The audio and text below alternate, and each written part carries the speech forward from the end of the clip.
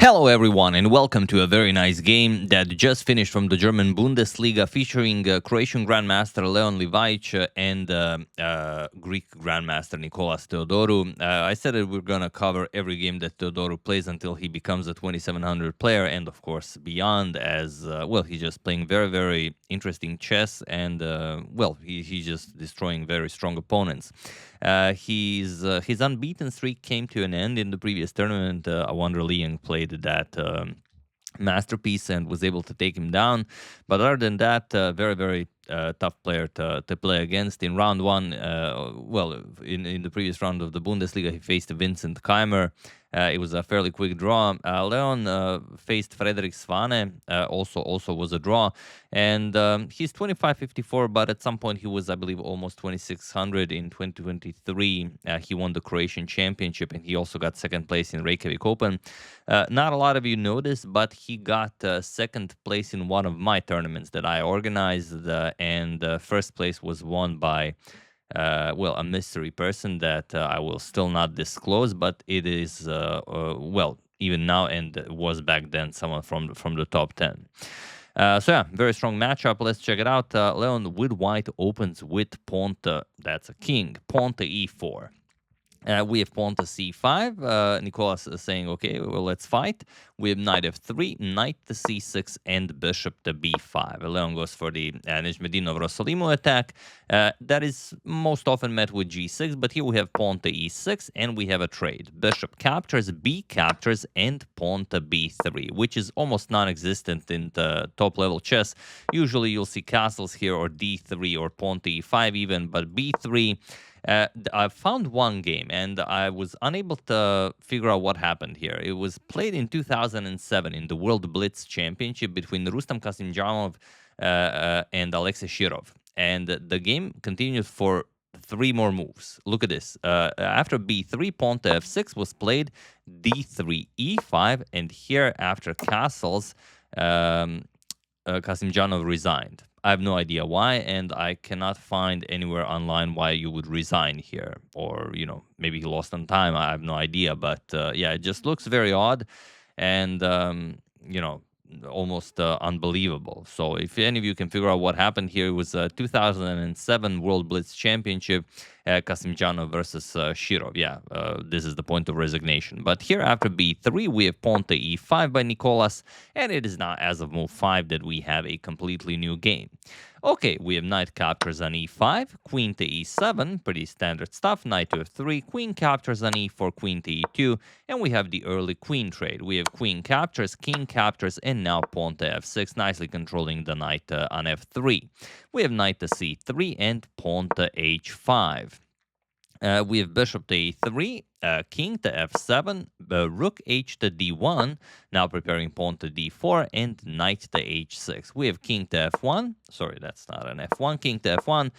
Leon finishes the artificial castling of the king. We have knight to f5, and finally pawn to d4. We have captures on d4, bishop captures on f8, c captures on d captures on c3, sort of a Zwischenzug, and bishop back to b4. We have pawn to d6 and king to g1. We have pawn to c5, and only now bishop captures on c3. And this is what you have. So the material is equal.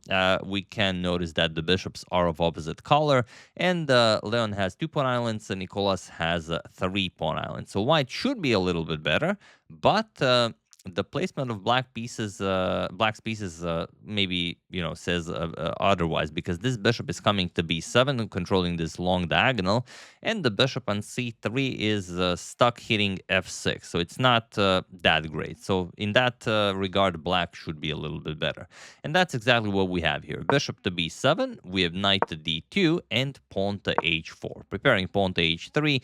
Situation on the clock pretty similar, 48 minutes, 44 minutes, and the problem for white is that it's hard to make a move. Now, if white were to play pawn to f3, sort of say, okay, I'm going to make your bishop as useless as you've made my bishop, well, the problem is the e3 square becomes available to the knight. And if you first play something like rook to e1 to prevent the knight from coming to e3, then, okay, pawn to h3. And, okay, the game continues, something like g3, d5, d4. And again, you have a sort of a feeling that black is pushing, and that's because black really would be pushing here. But here we have knight to c4. This is the only way for white to actually play this sort of to keep the position level. Okay, now you have knight e3, also maybe knight a5 in some lines. We have rook 8 to d8 by Nikolas, and now, well, you could play h3. We have knight to e3 by Leon. Knight captures, f captures, and pawn to h3. We have pawn to g3 and rook d to e8. Now, attacking the newly created weakness, and here you could trade. Rook captures, and we can even show it because it is by far the best white has. And then after bishop to a5, okay, let's say bishop to g2 looks pretty bad for white, but after rook to e1, it's actually playable.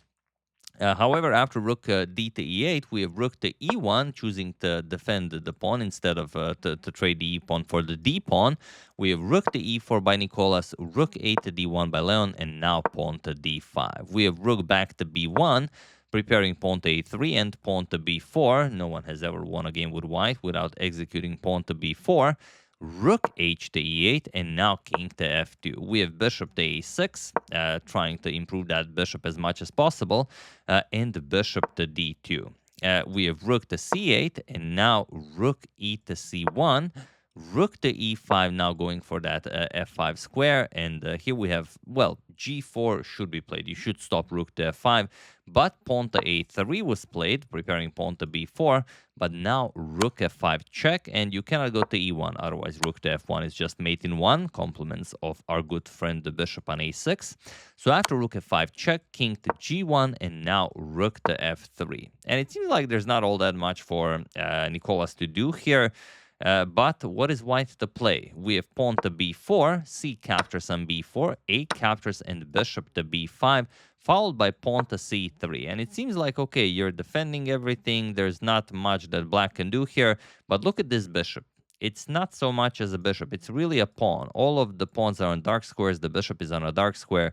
So this is a classic example of a bad bishop. This, on the other hand, is not a good bishop. This is a great bishop. It's perfectly complementing the rook or rooks, as you'll soon see, and it's not even comparable. Even though the material is equal, the position most certainly is not. We have rook to e8, and there's no way to defend. Rook is coming to e5, then to f5, and then you are getting checkmated whatever you do. So that's all there is to it. Rook to e1 was played. We have pawn to a6, rook to b2, and now rook to e5. And he was in this position on move 36 that Leon Livaic resigned the game, as there is nothing more to be done here. Very, very nice game by Nikolas, taking on a very strong player with the black pieces in bishops of opposite color. So, you know, something out of a let's say a Chessmaster Academy that you would see Josh Waitzkin present on how to play a good bishop versus a bad bishop. And yeah, whatever you play, I mean, it's hard to even consider a move here with white. Let's say bishop c1, maybe you try to get the rook into the game. There's just no defense against rook f5. This is f1 is covered. Rook f1 will be checkmate, whatever you play here. So it's you know, just dead lost. So very nicely played by both of them, but it is Nikolas who takes this one. And yeah, we'll see how long it takes Nikolas to reach 2700, but I'm guessing it happens, well, before 2026. You know, I could be wrong, but I'm guessing it does, as we'll be covering most of his games. So stay tuned for that if you guys are enjoying it. That's the game. Hope you guys enjoyed it. I would like to thank Anthony Manucci, Robert Arathun, Rokaho, John Anderson, and Ulrich Thuni for your contribution to my channel. Thank you a lot. I really appreciate it. As usual, you can check two of my previous videos here. Thank you for watching, and I will see you soon. continuing to check up on your wonderful suggestions and whatever else happens in the chess world. So thank you all. I will see you soon and have an excellent rest of your day. And as I always say, if you still haven't, first link in the description below, download Lotus Chess and start improving your chess today. And probably sometimes next week we're going to have another Lotus Chess Arena, so you will have a chance to test yourself against everyone else. See you soon.